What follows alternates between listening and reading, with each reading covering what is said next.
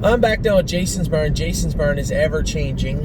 A lot of horses moving back and forth. Now, Spirit of Dio was entered in the Meadows, is going to race in the Meadows. Went to Jason's Barn first because I wanted to train her on Friday at Northfield. She's now with Tim, or will be with Tim momentarily, soon. I'm going to get over here.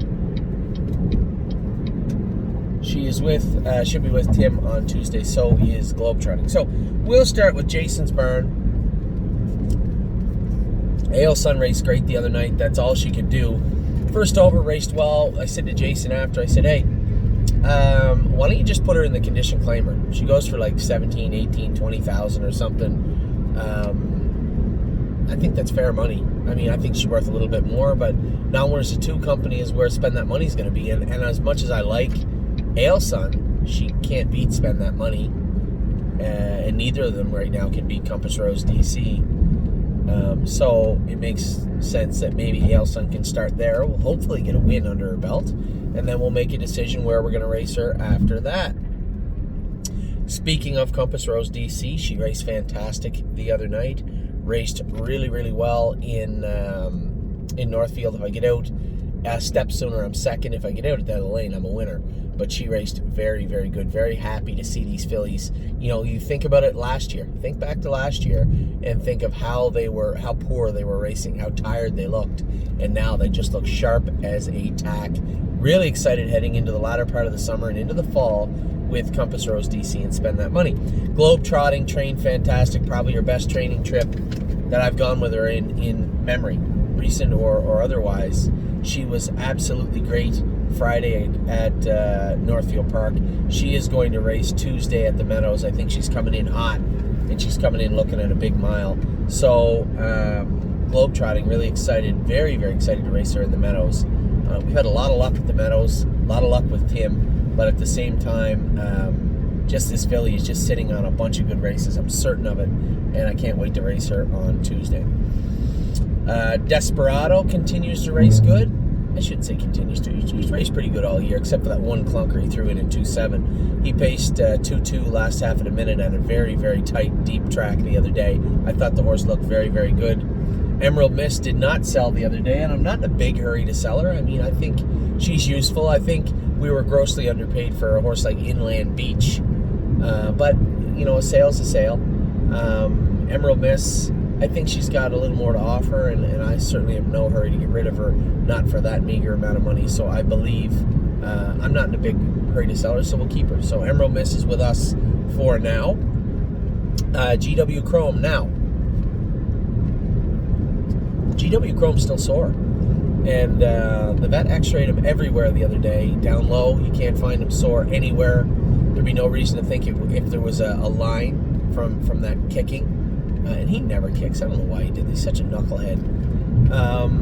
From that kicking, there should be a line down low. You would think pastern, coffin bone, ankle, sesamoid, somewhere there. No lines of any kind, and that was a good 10 days after it happened. So if they were going to show up, they'd be there. So the veterinarian was pretty convinced that it was just from that puncture, that cut. So he's treating it. He is still sore. We are working on it. And I wish I had more information, but it's just one of those tricky things where they don't really know. It doesn't appear, it looks like he's sore enough for it to be a line, but no lines have shown up of any kind in any of the x-rays he's taken, nothing even close. So it has to be that cut, that laceration, that little puncture that he had. So we're continuing to treat it. It's a huge setback for this horse this fall, but we'll see what happens in the coming days and weeks. Jazzy Judy is back with us. I trained her 2 trips this week. Trained her 1.5 miles the other day, and she was awesome. Very, very happy with Jazzy Judy. She's on schedule to make her qualifier. She's on schedule to make her staking engagement September 23rd in the state of Delaware. I've even taken it a step further with help from one of our clients and a good friend, Ken Frieder, and he had contacted Jim King, one of the leading trainers anywhere, certainly one of the leading trainers in Delaware. He contacted Jim. I personally haven't talked to Jim yet. I'm going to give him a call this weekend and touch base. I just didn't want to touch base until we knew where, she is going to be ready. She will qualify. So I wanted to make sure we were on track. I trained her yesterday. Man, oh man, she looked really, really good. Very, very happy with Jazzy Judy, and really excited about September and October with her. Where are we at now? Oh, I Am a Lovely Lady. I don't want to get into that. I think we should have been in the final. That's my fault. But maybe the final wasn't for us. They're going to go 54, 55 in the final. She's a little filly. She's really handy right now. She's been protected outside of having to race those three times in 8 days. She's been protected, but at the same time, she's had a good year. 20,000 seems unfair for how good she is and what she's made, but she still has the Ohio State Fair race. If we want to opt to the last grassroots with her, because we can do that. And then we do have the consolation, which she is in, the Sire Stakes consolation for $75,000. She is in that, and she will race in that race next month, I think, or October. Anyway, still some racing left for I'm a Lovely Lady. We'd like to maximize our starts with her, so we're going to go over what she's eligible to, what is available for us, and where we should be with her. Johan is not with Jason anymore. Johan is just down the road at the Meadows with Tim. We'll get to him in a minute. My Jazz was great last. She wasn't great last night. She was flat last night. Somebody had said, "Geez, was she a little flat, or did that horse just, sneak up on her?" Nobody snuck up on me. It wasn't like he was a ninja. I could hear him coming. I could see him coming. My Jazz, I think, was spinning her wheels a little bit, slipping a little bit last night. The track was a little deep. You could see the difference, quite a difference in time. Now, it was a little cooler when we raced in race 11 rather than race 1. It's hard to explain to you guys, but it was probably 25, 26 degrees at race 1 and 2. By the time you get to race 11, it's 17, 18, with a little cool crisp in the air, but not 2 seconds worth. I think the track was a little bit deep. Even the horse that won it, like Burke's Filly, was just a walkover and jogged. And we should have been able to at least challenge her in 58. We certainly couldn't. So I think she was slipping a little bit. I think it was a little cooler, and I think the track was deep. So My Jazz, no issues, though. After the race, she seemed fine. We'll go over with the vet. There's the filly again. She reminds me so much of Yes, right? No vet work virtually to speak of for My Jazz. None. Just goes out and does her work best she can. Always picks up money. Just a nice filly. So My Jazz is going into the final. She will be our charge for the final, going for $300,000. Is she in the deep end of the ocean? The very deepest end of the ocean is where she is. But she's been an overachiever since day one, and I suspect she'll give a good count of herself in thestable.ca in the final. Miss Meringue is heading into, we're going to qualify her next Thursday, I think, heading into her next fair race. And then she'll have a Buckeye coming up. One or two. No, she has 2 Buckeyes coming up and 2 fairs left. So the fairs are pretty easy on her. The Buckeye's a little harder. So we'll try and protect her as much as we can, maximize all her as we can for the rest of the season, and put her away fresh. She'll be heading out to Marks at Winterwood right after her final stake race. Mama Knows Best was awesome. Somebody said the other day, why isn't Mama Knows Best in the Sire Stakes? Well, it's a good question. I've answered it 4 or 5 times, but I'm happy to answer it again. Mama Knows Best, I want to put her in the last 2 Buckeyes. I'd like to win the last 2 Buckeyes, and I'd like to race her in the Consolation, which she fits for sure, and the Buckeye final. Had she raced last night, you wouldn't be allowed to race in the 4th Buckeye. So this was the reason we went past the last Sire Stakes. We're aiming for the last 2 Buckeyes with the intent and hope to race in the Buckeye final and the Consolation with Mama Knows Best. That's the hope and plan for Mama Knows Best. Plus, she's got the Ohio Sires final. She'll get another crack at those fillies before the end of the year. Who do we got next? We got Momo. Momo was a race winner in the last start. Was it fast? No. Was it awesome? No. She just went out and did her work and did it as well as she could. I was happy with Momo.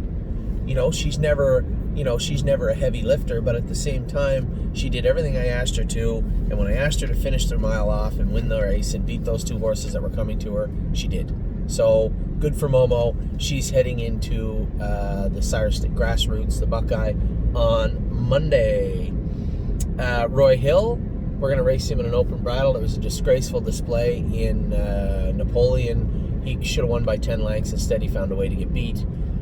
You know, I just have to drive him a little differently. If I wait till the head of the lane and I use that move that he had, the head of the lane, he destroys them. But, you know, Roy he needs to be tricked into winning races. He needs to be tricked into racing well, and it's frustrating, but all horses come in all different shapes and sizes, and that includes their attitude and their brain power also. So Roy Hill, a little lackluster the other day. We're going to switch him to an open bridle and race him on, he's in Monday, I think. He's in Monday at Northfield in Maiden. Yes, is training back really, really well. He's starting to do a little heavier lifting now. Cindy said he's ready for 215. Now, Cindy's taking the week off. I'm not going to leave Yes down in Cindy's barn with the caretaker. I'm going to move Yes up to Johnny McKinnon's barn so we can keep a close eye on him this week. I'd like to see a little harder training out of him. We're getting closer to the end of August. I said he'd be ready the first part of September, and he will. But he's not ready to start in 54 the first part of September. He'll be ready to start qualifying, I would say, let's say September 9th or 10th is what it's looking like from my standpoint.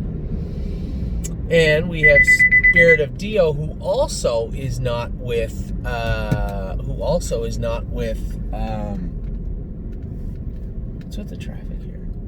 Spirit of Dio, who's also not with Jason. Spirit of Dio left Jason's in Canada, went to Jason's in Ohio for a day, and then went to Tim's in the Meadows.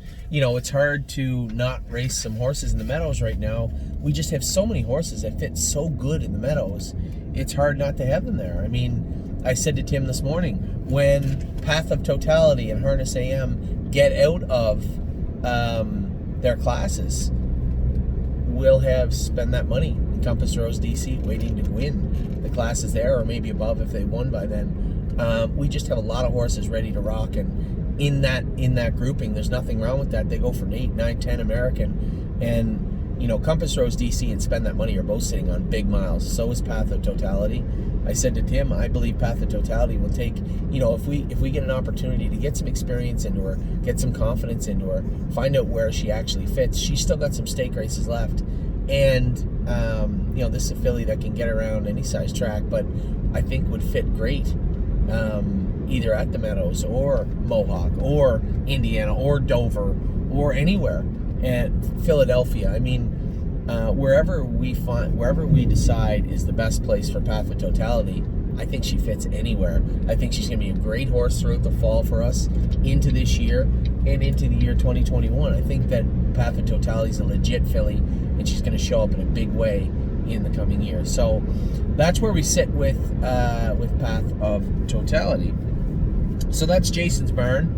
Somehow we ended up with Path of Totality, but that's Jason's barn. It's been on fire all summer. Been working real hard. Jason, Kirby, Daryl, Sonny, Sydney, and Lauren have been working extremely hard in Ohio, and very grateful for the hard work of them. Hopefully we can convince a couple of them maybe to come back to Canada for the fall. That would be nice. We're always going to need some help. So Jason's barn's good. We're going to be moving on to Tim's barn in a minute and talk about Tim's barn. I think of all our barns, Tim's is the hottest right now, Jason's, and then here comes the Ontario guys. They're coming back now. Their horses are healthy and starting to race. So a lot going on with all the barns, but very happy with the way things look right now. Be back in a minute with with Tim's barn. I'm going to wait and do the other barns tomorrow because those horses are racing today. They have some horses racing today, and hopefully we'll have some good news out of that. So there's no point in doing those barns today. I'm going to do them tomorrow, but I can do Tim today. Be back in just a minute.